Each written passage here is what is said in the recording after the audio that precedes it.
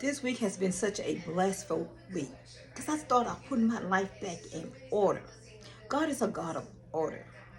I wrote a book about during COVID. I guess that was 3 or 4 years ago. But it's time for me to tell my story, expose it to the universe.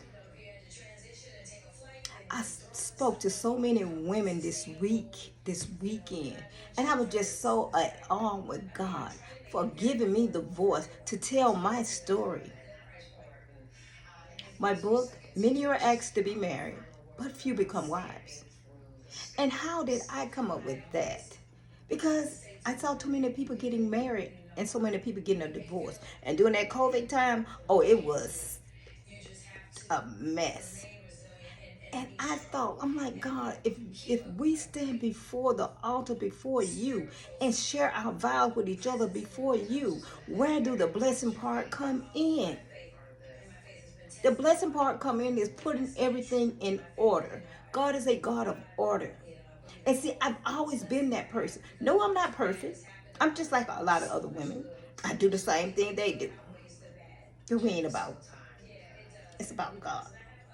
At some point in your life, you have to put God in your marriage. You got to put God in your relationship.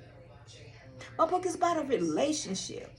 I had a relationship with God. When I started shifting in my mind, I went to God. I didn't go to anybody else. Because I done heard what the world say. You getting married? Oh, good. But what's so good about a marriage when you're not happy? Happy comes within you. I never wake up in the morning and allow somebody else to determine my day. I don't care what my husband is doing or what he has done. We could have a massive argument, a disagreement. I can't say argument, disagreement, because I'm not a tongue wrestler. And I'm on my way to work. Okay, face on. I never went to work and allowed my marriage to go inside my work. Allow my work to come inside my marriage. Those are boundaries. You have to set your boundaries. I learned to set my boundaries. Because a key to becoming a wife is a person of order. I had to learn to walk in order because I knew all.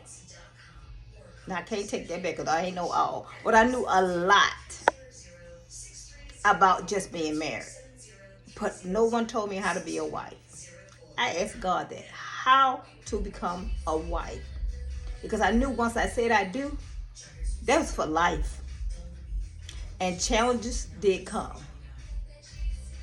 But I beat that beast.